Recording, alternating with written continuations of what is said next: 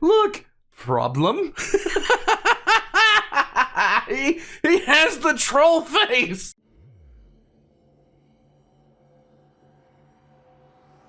Pugs. Today we're here with the Fat Electrician, and we're going to learn how a chicken farmer and inflatable tanks won World War II, and I already think I know what this is about, okay? And particularly, it's about the Normandy invasion. I do believe that's what that is.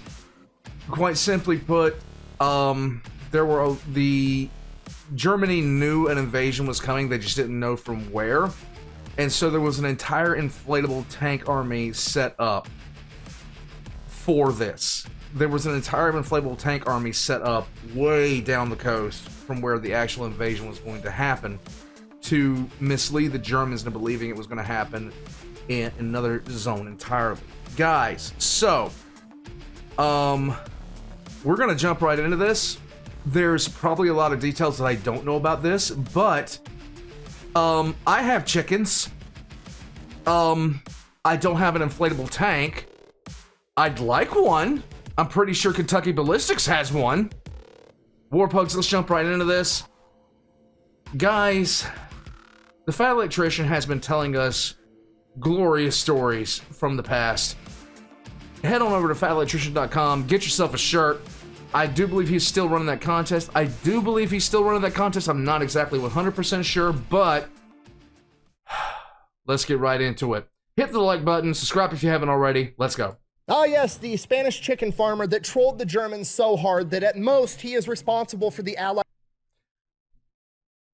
I know exactly who he's talking about. Let's go. winning World War II, and at the very least, he is responsible for World War II ending years in advance and saving hundreds of thousands of lives in the process. I cannot stress to you enough, I am not exaggerating. He's not. He's really not. I forgot for about 5 seconds who Agent Garbo was. This is about to be a roller coaster. Let's go. Today we're talking about Agent Garbo, aka Spanish chicken farmer, and a bunch of art majors with inflatable tanks, and how they became one of the most important, critical, deciding factors of all of World War II. They are quite literally the reason that D-Day worked. Okay, here's the deal. They don't teach you this in school, and you're not going to pick it up by watching Saving Private Ryan. But D-Day, the storming of the beach at Normandy, strategically speaking, on paper, was a horrible plan. Literally the worst plan available. Okay, when you're trying to move in hundreds of thousands of troops, tanks, trucks, equipment, artillery, you want the biggest beach available. Normandy, not the biggest beach available. More importantly, you want a harbor. You want somewhere for all your ships to be able to drop off all the troops and supplies. Guess what Normandy doesn't have? A harbor. And if that wasn't bad enough, half the beaches are covered in cliffs. Why are cliffs bad? Well, because the enemy is on top of the cliff, meaning the enemy has the high ground, and they're going to be shooting at you while you're trying to be a rock climber. And then, if you make it to the top of the cliff, now your back is up against a cliff and you have nowhere to fall back to. Okay, I know.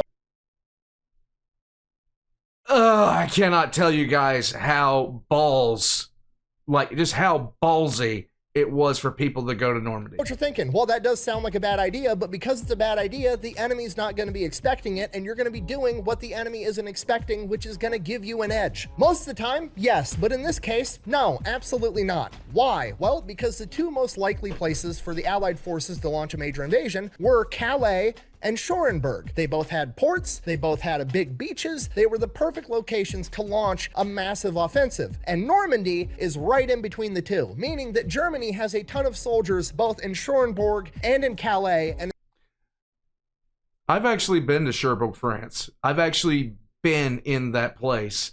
And yeah, like we stopped there when I was on when I was in the Navy, we stopped there. Very much enjoyed it, but the Germans thought we were invading Calais. It's not going to take them long to send their troops to Normandy to reinforce it and crush the entire offensive. Okay, if you're not picking up what I'm putting down, I'm trying to tell you that the beaches of Normandy are quite literally the meat and cheese of an ass-whooping sandwich, and the plan should not have worked. And the only reason that it did was because of a chicken farmer and a bunch of theater kids, and we're going to get into it right after word from our sponsor. Let's go. This video is brought to you by Sundays. It's food for dogs. Isn't that right, Mushu? All right. Okay. Calm down. Oh, Anyways, look at Sundays him. for Dogs is dog food that's made with a bunch of human ingredients, like, you know, actual meat and not, you know, ground up cartilage and pig dicks. The food actually looks different. Like, it actually looks like beef jerky. It doesn't smell like a bunch of dehydrated dog food. It's air dried. It's made here in America. Mushu loves it, and it's pretty much the only thing he'll eat now. It's like all the other fancy dog foods with none of the downsides, right? You don't have to open a can every time you go to feed your dog. You don't have to stick this shit inside your refrigerator, and you can get it as a subscription service, so it just keeps showing up to your house, because at least for me, every time I had dog food on my grocery shopping list, I would always forget, then I had to make a trip just for dog food. So it's nice to have it just show up at the house. So if you want to give Sundays a try, I'm gonna have a link and a discount code down below. Let's get back to the video. The chicken farmer.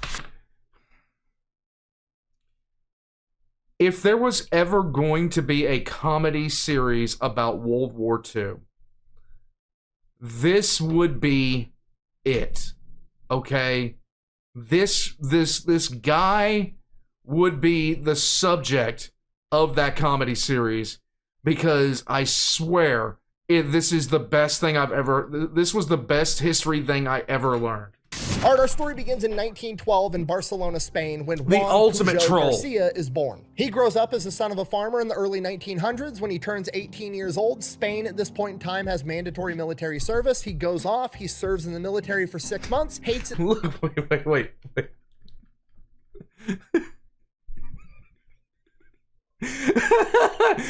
Look, problem. he has the troll face.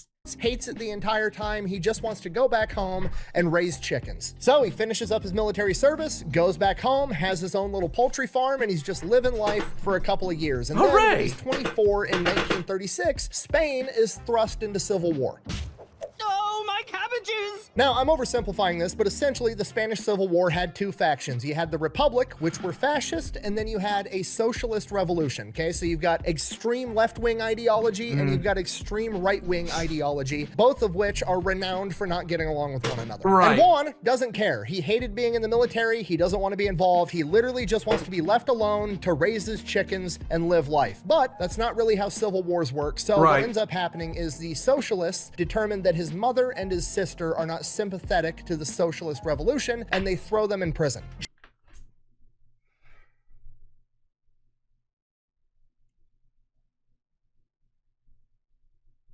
Shortly after that, Juan is conscripted to fight in the socialist military, you know, the same people that just arrested his mother and sister, so obviously not a big fan. He refuses to do it. Believe it or not, jail right away. From here, he's in jail for a little while, then he ends up getting broken out of jail by a bunch of counter-revolutionaries that help give him a fake ID that says he's old enough to not have to get drafted. From here, Juan is like, perfect, okay, great, I'm gonna go back home, I'm gonna raise my chickens, I'm gonna mind my own business, I'm just gonna live my life the way I want to. He goes back home to his farm, finds out that the socialist revolution has seized his farm for the war effort, and basically tell him to fuck off, it's their farm now, you can't have it back.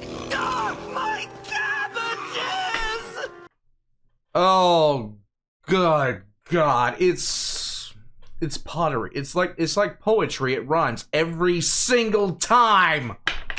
And as I'm sure you can imagine, if Juan didn't already hate socialism, he sure as shit does now, so he decides that he's gonna go and help the team that's fighting against the socialists. The problem is, he can't really get to the front lines to join that side, so he ends up joining the Socialist Revolutionary Army, volunteering to run communication lines on the front line, and then as soon as he gets close enough to the enemy line, he literally just takes off running, goes to the enemy side, and is like defecting to join their military instead. There you to which go. the Republic, the fascist regime that he's trying to join, is more than happy to accept him and let him fight against the socialists. No, I'm just kidding. They don't believe him. They think he's a spy, so they beat the shit out of him, and then they throw him in jail. At this point, Juan realizes both of these guys are assholes. He doesn't want to be involved in any of this. He just wants to go home and raise his chickens. Will you just let the man raise the box? From here, the Spanish Civil War ends in April of 1939. A couple of months after that, in September of 1939, World War II kicks off. Hooray! To which Juan looks at the sides that are fighting. You know, you've got the UK doing their monarchy, democracy type stuff. Then you've got the USSR doing communism, which is just extreme socialism. Not really a fan of that. And then you've got Germany, ran by the Nazis, which quite literally stands for the National Socialist German Workers' Party. Don't like that. Okay, No. nationalist, not necessarily synonymous with fascism, but it is one of the cornerstones, followed Right. by the word socialism Oh. and German Workers' Party. Okay, it's literally everything he hates wrapped up in one big ball of white supremacy. So Juan decides, fuck those guys, I'm gonna do everything I can to fight them.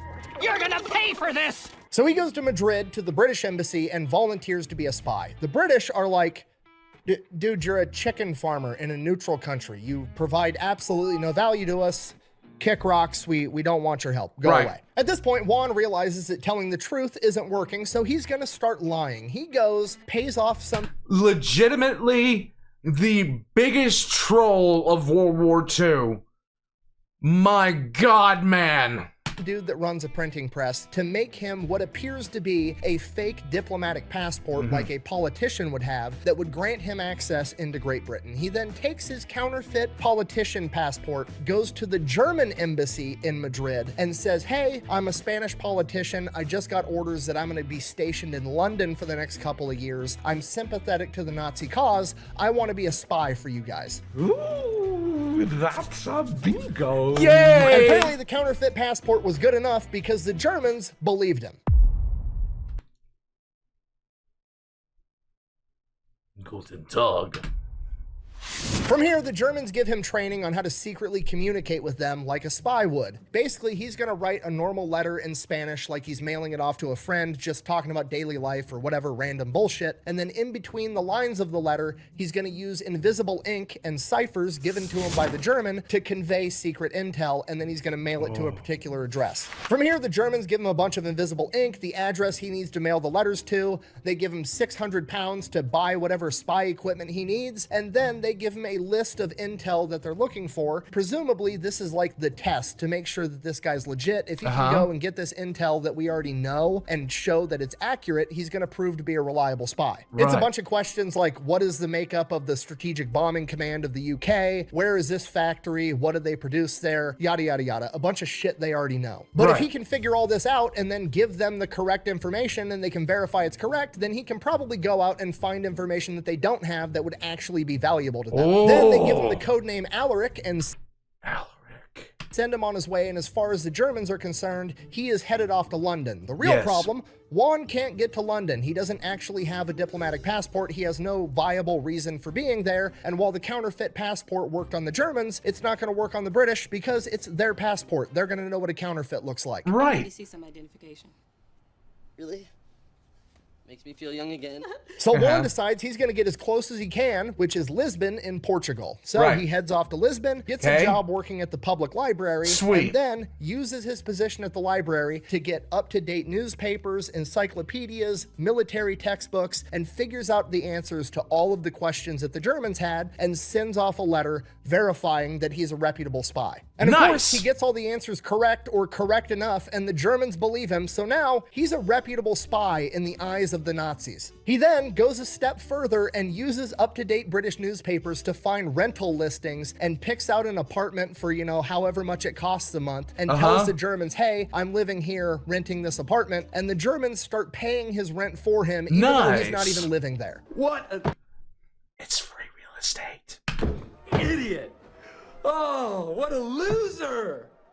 Good. From here, the Germans want him to build out an entire spy network, basically covering all of England. They want spies outside of military installations to track troop movements. They want spies at all the major ports and harbors tracking shipping movements. They want spies all over England. Problem, Juan isn't even in England. He's still in Portugal working at a library, so Right. he just starts making shit up. He starts writing the Germans, coming up with all these elaborate lies of all the new agents that he's acquired that are completely fictional. He's like, yeah, I've got, Agent Gimbal who lives in Liverpool. He's Yes.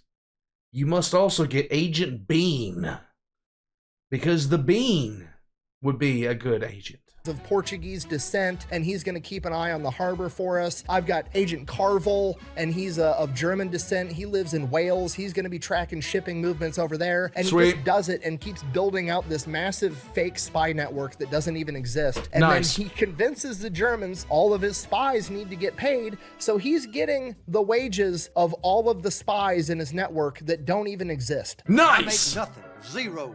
Zilch. By the time I pay all my scientists and my research department lab coats, It's a wash. So from here, as far as the Germans are concerned, he's basically worked himself into like mid-level management of this spy network, and he's not actually doing any spying himself. He's just managing the 20 other spies and relaying all the intel. Now, you know, you gotta be the middleman at some point in life. Juan realizes this as well, and he realizes the beauty of it because now he can just start telling the Germans ridiculous shit that he pulls out of his ass, and if he gets called out on it, he can just blame it on the spy below him that doesn't actually exist. There we go. Like if he comes up with some crazy story to get the Germans to do something stupid, it's not falling back on Agent Alaric, it's falling back on Agent Gimbal or whoever gave him the faulty intel, and then they can fire that guy and he gets to keep his job. From here, he just starts lying. He just feeds the Germans lines of bullshit that's completely made up out of his own head while he's sitting in a public library in Portugal. For example, he's just like, okay, what would the British maybe be up to that would interest the Germans? Like, oh, aircraft carriers are a big deal in World War II. Yeah, the British are designing some super massive mega aircraft carrier and they're testing it on, let me check my encyclopedia at the library, the biggest lake in Britain, Lake Windermere. Yeah, they're testing the new super carrier on Lake Windermere, sends that off to the Germans, just complete made up bullshit. And it's working. So he's like, you know what? And they bought it.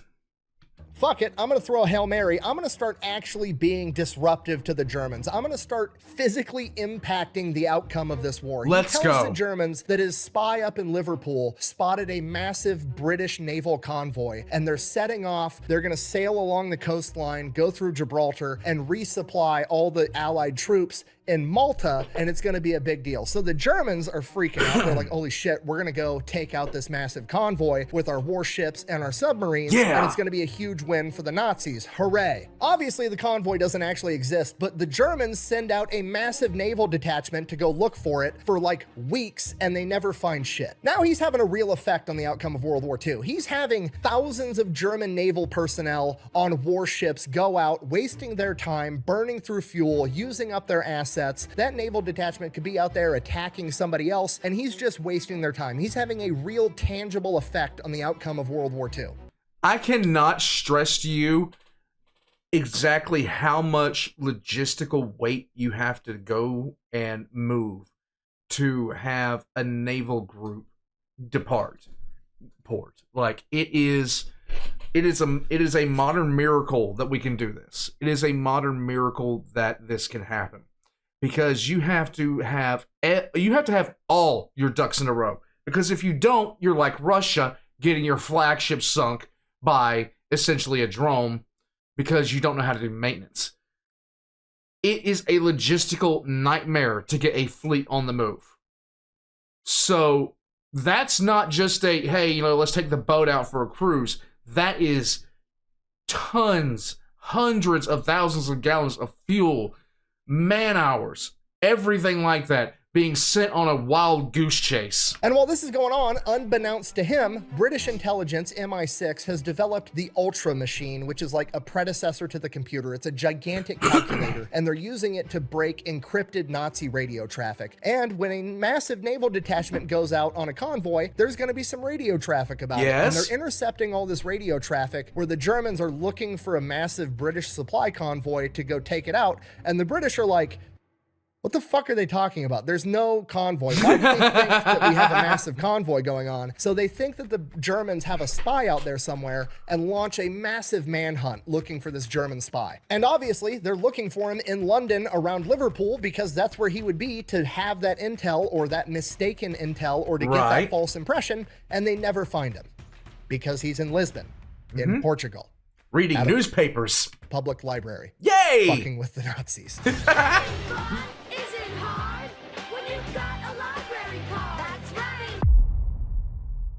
Yes. A couple of months go by, it's like mid-1942. He's been messing with the Germans for about a year now. So he decides that he's gonna go to the British embassy in Lisbon and tell them like, hey, here's all this intel. The Germans trust me. I wanna be a double agent spy for you guys. The British, super skeptical, start vetting the guy, and they see that he was the one responsible for the convoy fiasco, and they're like, holy shit, we found the guy. He's not in the UK, he's over in Lisbon.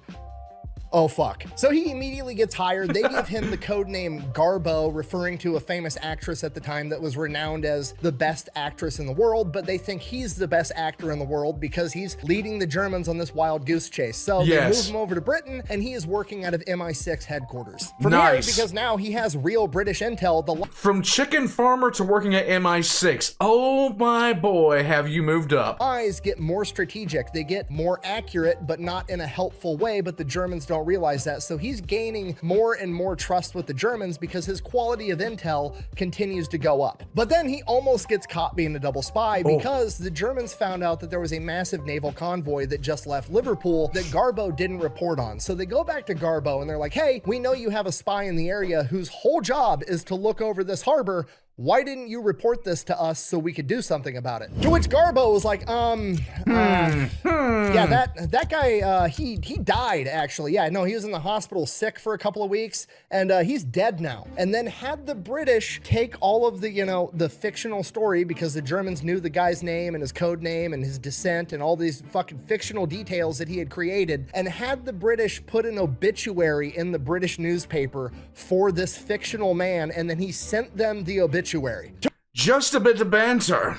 To which the Germans sent their condolences and severance pay for his widow. Damn you, Roger. They got my boy Blue.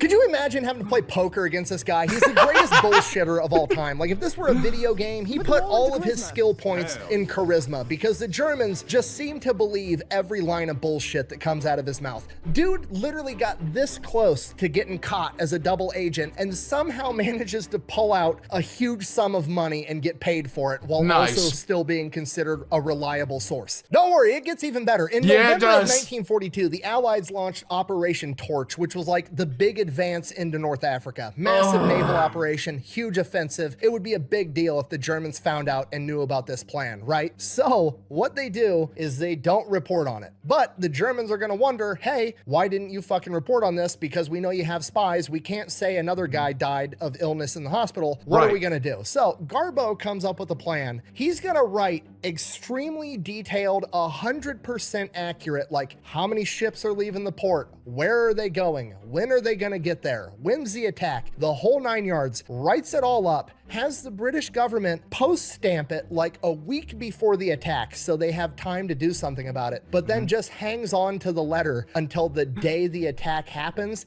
and then mails it off. So the British get 100% accurate information that would have a huge impact on the battle, but they get it too late. And from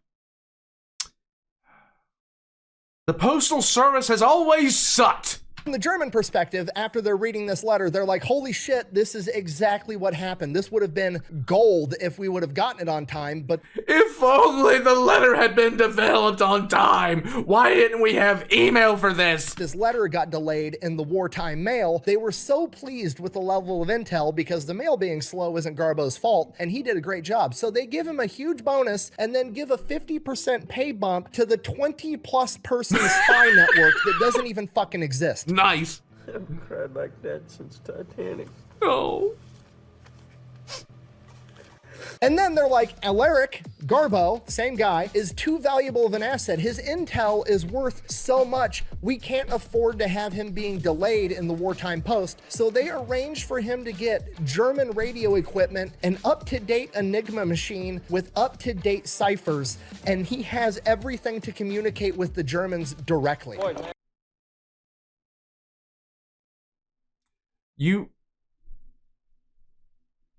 I swear to God, they need to make a comedy series from this guy's escapades trolling the Germans. Because this is shitposting taken to a world stage, and it's so glorious. Have the COS, please. Oh, I'm so happy! I'm so happy! This is the best day of my life! So now every time the Germans change the Enigma code in the Enigma machine, they don't need to crack it and develop the new cipher. They literally send the new cipher to their spy that's actually working for the British. Yay! Alaric, aka Garbo, aka a fucking chicken farmer from Spain, is now the most trusted, high-value spy that the Germans have from their perspective. And because of that, the Allies have him work on the most important deception mission of World War II, Operation Fortitude.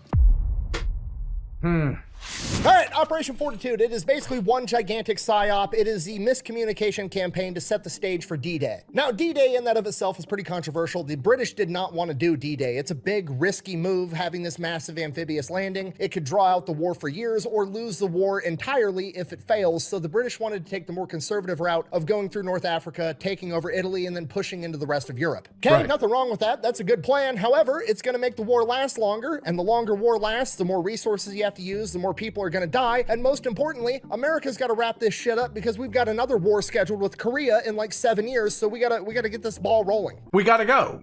Timetables, all that other kind of stuff. Okay, on top of that, the Soviets are getting absolutely massacred on the Eastern Front, and if the Germans take over there, they're gonna have access to all the Soviet resources, and the Germans are gonna get even stronger, or potentially even worse, if somehow the Soviets pull it out of their ass and they win and they invade, they're gonna take over all of Europe, and I don't fucking like the communists either, so we're not gonna have either of those options. We gotta get in there, fuck shit up, and leave. Okay, Yep. General Eisenhower's the Supreme Allied Commander, he's the one running the show, and he's an American, and America says we're doing D-Day. Guess what? We're doing D-Day. Now, obviously, I'm paraphrasing to a disgusting degree, but this is more or less how the conversation goes. Fuck, Okay. fine, we'll do the D-Day massive amphibious landing thing. Where do you want to do it? The most obvious place is going to be Calais. It's right across the Strait of Dover. That's named after a guy named Ben, right? What? Nothing, sorry, please continue. Okay, the upside of Calais is it's got a harbor. We can land a bunch of troops there. It'd be a good access point. The problem is the Germans have fortified the ever-living fuck out of it and have a ton of soldiers there because it's the most obvious place that we're gonna invade. Right. All right, so we won't go there. What else you got? Well, there's Schoenberg, but it's pretty much the same thing. It's the next obvious place, so the Germans have fortified it. All right, what else you got? Well, I guess the Germans probably wouldn't be expecting Normandy, but there's no harbor and it's covered in cliffs. That's perfect. We're storming the beaches of Normandy. Sweet! Let's okay. go! Let's rock! What about the cliffs? No problem. We'll teach all the boys how to rock climb. We'll have boats that shoot rocket-propelled grappling hooks up the cliff, and then we'll have boats with giant firemen's ladders that go up with machine guns on top and mow down the enemy while the boys are rock climbing. Okay. I didn't know those existed. Oh my god, I didn't even know that was a thing. Are you kidding me? Okay. Well, there's a lot of like rivers and ravines and creeks and stuff in that Don't worry about it, America. area. What if the Germans blow up the bridges and then our tanks get caught up in these little ravines and they can't cross?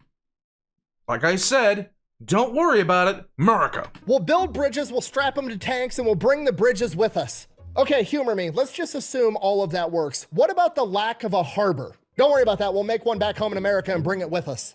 I'm sorry, I think you misheard what I said. I said harbor, you know, like the terrain feature. Yeah, motherfucker, did I stutter? We'll build one and bring it with us. I'm sorry, just so we're on the same page.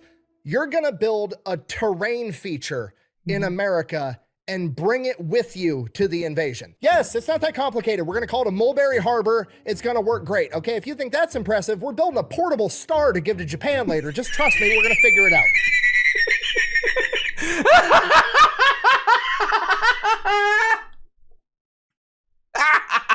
Okay, I guess. What do you need from us? Well, you and the boys over at MI6 got the best spy network in the world. I need you to convince the Germans that we are in fact going to attack exactly where they think we're going to attack over in Calais to take a bunch of pressure off of Normandy so we have time to get in there and invade. Okay, Right. I mean, we could fake radio traffic and give them false intel, but they're going to have aerial reconnaissance in the area and they're going to see that we're not building up a massive army to invade and they're going to know that we're lying. Right. Okay, so we'll put a massive army there. Yeah, problem, we only have one massive army. So if we put it right across the Strait of Dover from Ben Dover. I get your joke now. Yeah, anyways, if we put the massive army right across the Strait of Calais, how on earth are we going to put the massive army where we need it over in Normandy to actually invade? We're going to fake it, obviously. Okay, here's the deal. I've got like 1,100 artsy-fartsy theater kid art majors that I don't really know what to do with. We're going to put them in charge of this, and they're going to build a fake ghost army that's going to imitate a massive invasion force. So I need you guys to start building fake wooden planes and fake wooden landing ships. I'm going to call the people that make the Macy's Day Parade floats, and I'm going to have them make us like 1,000 inflatable tanks, a bunch of inflatable trucks, and a bunch of inflatable artillery pieces, and we'll start staging up for a massive invasion. And that's pretty much what happened. America sets about creating a ghost army that's ran by 1,100 art majors known as the 23rd Headquarters Special Troops, and they are sent over right across the Strait of Dover to set up this massive fake army.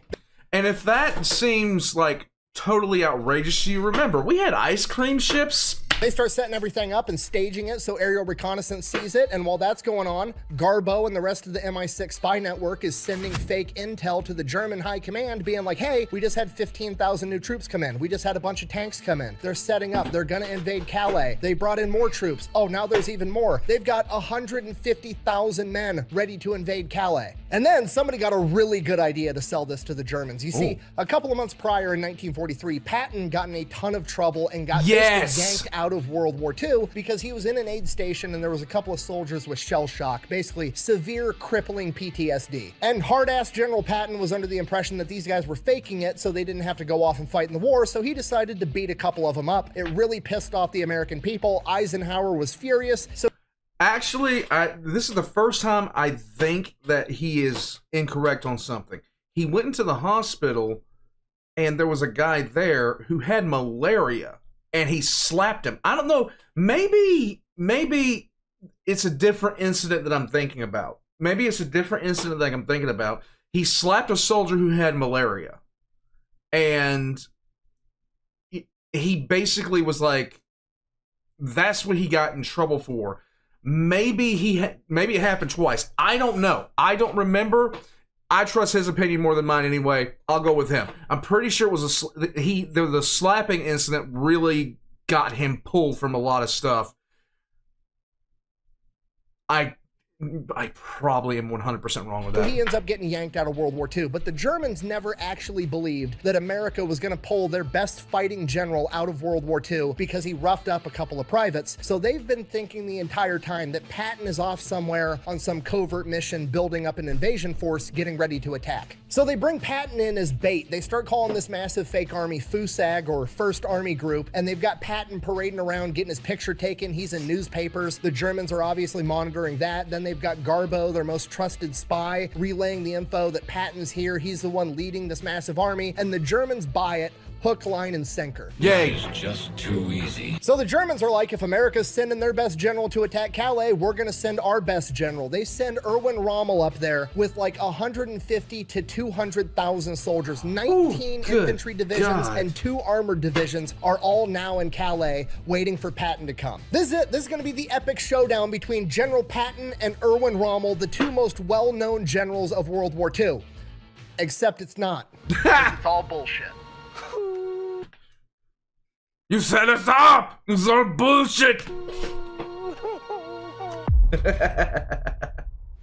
Okay, in the days leading up to D-Day, Garbo and MI6 really set the stage. They tell them, like the day before D-Day, that a bunch of more troops just showed up, and it's gonna be 2 weeks at the earliest that America's gonna launch this attack. So if there's anything that happens before then, it's obviously gonna be a diversion to try to get you to take some of your troops out of Calais to soften up the target for Patton. Right. Because of this, Erwin Rommel, on June 5th, AKA the day before D-Day, is like, sweet, I've got some time to kill. Tomorrow, June 6th, again, D-Day, is my wife's birthday, so I'm gonna go back home to Germany so I can play hide the bratwurst and celebrate. So Erwin Rommel leaves. D-Day happens, he's in Germany. He's not even in France. So while the birthday girl's laying on the bed pretending her feet hate each other,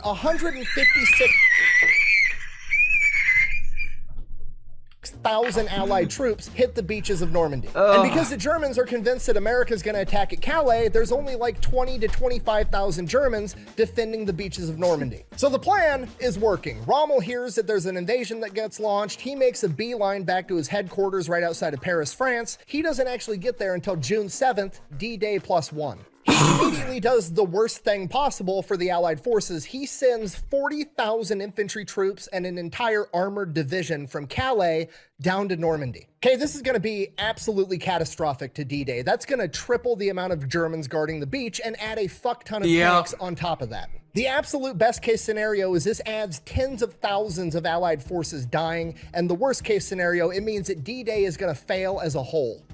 Okay, now here's the thing. Like, this invasion stood at the knife edge for a prolonged period of time.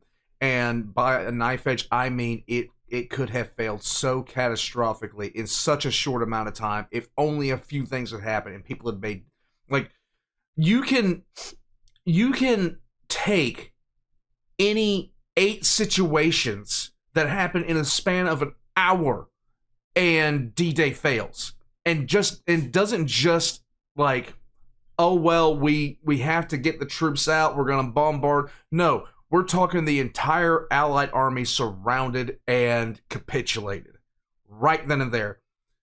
And there's so many ways it could have gone wrong. There was so many ways it could have gone wrong after they took the beach. And it's more than likely going to be the second one, because if Rommel rolls up with a bunch of tanks, he is going to drive the American forces back into the ocean, and it is going to be Dunkirk 2.0 all over again. Right. And then a chicken farmer from Spain saves the day. Garbo, Alaric, the most trusted German spy, sends a transmission to German high command that the attack at Normandy is a feint, it's a ruse, it's just a distraction, do not pull your men out of Calais. And this makes it all the way into German high command and all the way to Hitler himself, and Hitler signs off on the order for Rommel to turn his forces around and go back to Calais and wait for Patton. Literally creating the timeline we live in today where D-Day was a success. And the cherry on top, Hitler then signs off on an order to award Garbo, Alaric, the Iron Cross, which is literally the Nazi equivalent of the Medal of Honor.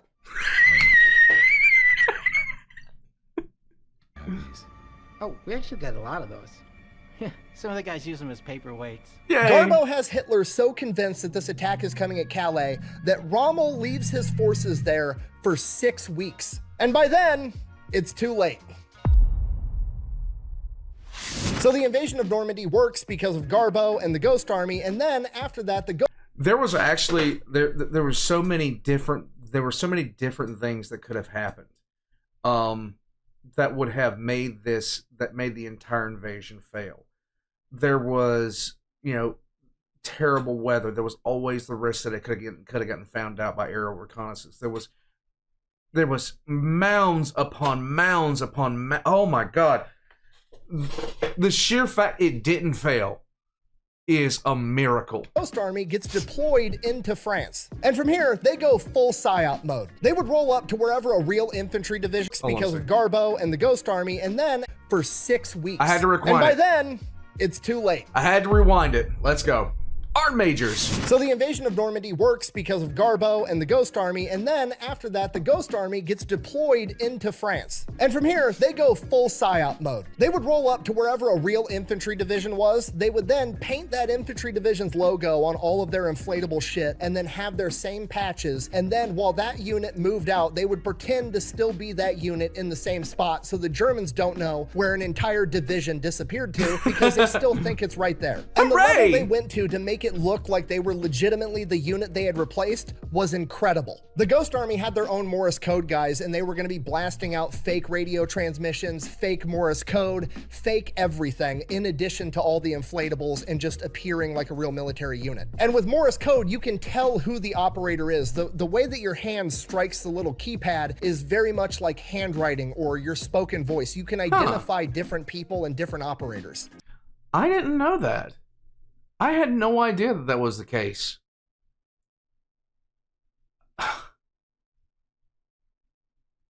I wonder how they even decipher that. I wonder how they even take a look at that and decipher who is who. I'd love to figure that out. So these Ghost Army Morse code operators would go and sit with the real infantry division's Morse code operators and learn their exact handwriting, so to speak, so that they could mimic it perfectly. They had trucks with gigantic loudspeakers that would blast noises of tanks moving, trucks moving, NCOs yelling at soldiers to put that cigarette out, all kinds of shit to make it look like a real military unit was there. They took a bunch of theater majors, actors, and they would send them out into the nearby towns with the patches of whatever unit they were imitating, and they would go into bars and get drunk and have conversations dropping fake intel about where they're going next and what they're doing next so that German spies would hear about it and relay false information. Every major step the US military had to make, the Ghost Army was there drawing enemy fire the entire time. When Patton finally did return to theater in Operation Cobra, the Ghost Army was there. When US forces crossed the Siegfried Line, the Ghost Army was there drawing enemy fire and German attention so that they could actually cross at the real location. When Allied forces crossed the Rhine River, the Ghost Army was there pretending to build a bridge 10 miles away from where the real Allied forces were crossing. I keep calling them theater kids and art majors like it's an insult. It's not. These guys have the biggest balls on the planet. You know what sucks more than going into combat in a tank and having the Germans try to kill you?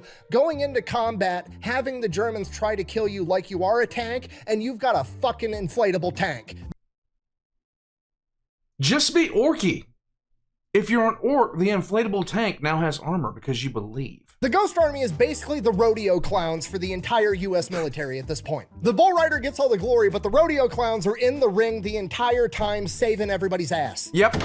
Thank you! And to make things worse, this is top secret. They can't tell anybody that's not already in the know, so they have to keep the entire thing under wraps, which means they're constantly running into high-ranking officers from the US military that are asking questions, getting mad at them because they don't think they're supposed to be doing what they're doing, and it just causes a whole mess of issues. My favorite story is the Ghost Army was out on a convoy moving to another location, and some general comes up all pissed off because this unit isn't supposed to be in his AO, and he wants to know what the fuck they're up to. And these guys aren't allowed to tell the general what they're doing, so they fucking lie, and they come up with the best lie ever. They literally tell the general, we're just going around making sure all the street signs are the same size. To which the general is like, why the fuck are you doing that? And they're like, I don't know, man. We just got the orders by our chain of command. They told us to go around and make sure all the street signs are dress right dress so nobody gets lost, which sounds dumb as fuck, but to be quite perfectly honest, this is the exact kind of dumb shit that you would be expected to do sometimes. If you were ever in the military, that is the most military thing that would happen, and it 100% would. Okay, if you're not picking up what I'm putting down, I'm trying to tell you that the 23rd Headquarters Special Troops, the Ghost Army, had a tremendous impact on World War II, not just on D-Day, but in the entire European theater.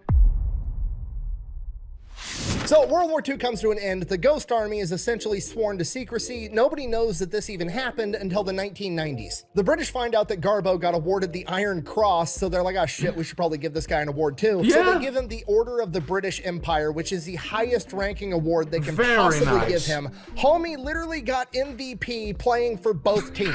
And the Nazis never even found out that he was a double agent. The British then give him a big lump sum of money as a thank you, and then he's kind of worried that Nazi sympathizers are gonna track him down and kill him if they find out that he was a double agent that quite literally preemptively end World War II, if not is responsible for winning the entire thing. So in 1949, he fakes his own death and disappears. From here, everybody thinks he's dead for decades. And then 25 years later, a historian hears that he might be alive somewhere in South America and ends up tracking him down, and he's a teacher that owns a bookstore in Venezuela. So, but what about the chicken farm?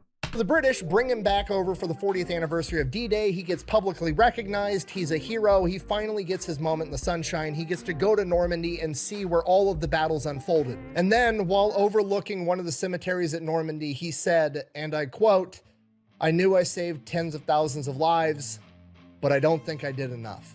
And that is the story of how a chicken farmer from Barcelona and a bunch of theater kids with inflatable tanks helped win World War II. Thank you for watching. Best way to support the channel is go buy some merch over at thefatelectrician.com. Quack bang, out. We got stuff here. I've said it once and I will say it again. Don't piss off the farmers. They're dangerous. I can't! No! Oh, forget it. Oh, one more thing. I actually got the video for this idea when I went to the Spy Museum in Washington, D.C. with Ethan, Mr. Habitual Line Crosser here on YouTube. They actually had one of these inflatable tanks there in an exhibit. Nice. Me and Ethan actually have an exclusive show over on Pepperbox called Habitually Fat, where that's all we do is go to different museums all across the country and get guided tours. And that's just one of my exclusive shows there. I also have a show with PewView where me and him shoot a bunch of guns that we're not normally allowed to shoot on YouTube. I have a talk show with Angry Cops, Eli Double Tap, and Habitual Line Crosser called Kinda Consensual. You can even see all of us try to box each other on there. And the best part about it is I'm part owner of the entire streaming service, me and a bunch of other YouTubers, so there's no censorship, there's no ads, there's just one monthly subscription fee, and you can get a 2-week free trial if you wanted to go check it out. There we go.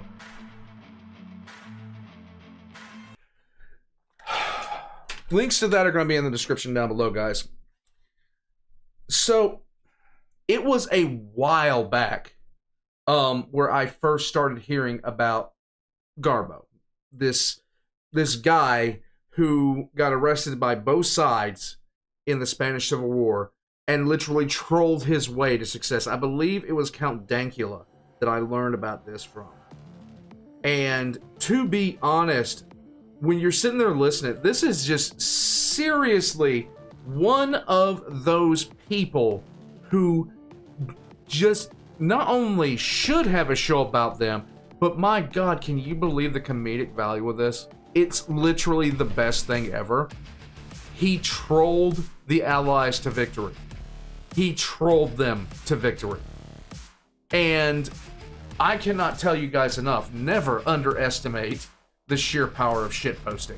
Because this guy did it and fooled the Germans into believing so much crap. It was glorious. It was glorious.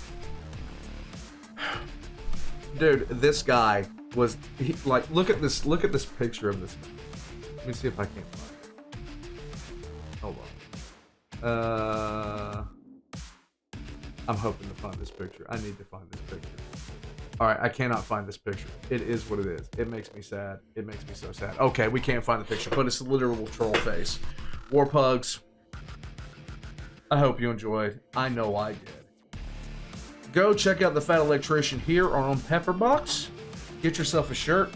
I am going to head out from here. And Warpugs, hit the like button, subscribe. Tell me what was your favorite part of this whole thing. Because my favorite part of the whole stupid thing was him tricking Rommel. That's the best one for me. And if you would, if you can, join as a member of Patreon for early access. Warpugs, I'll catch you guys next time.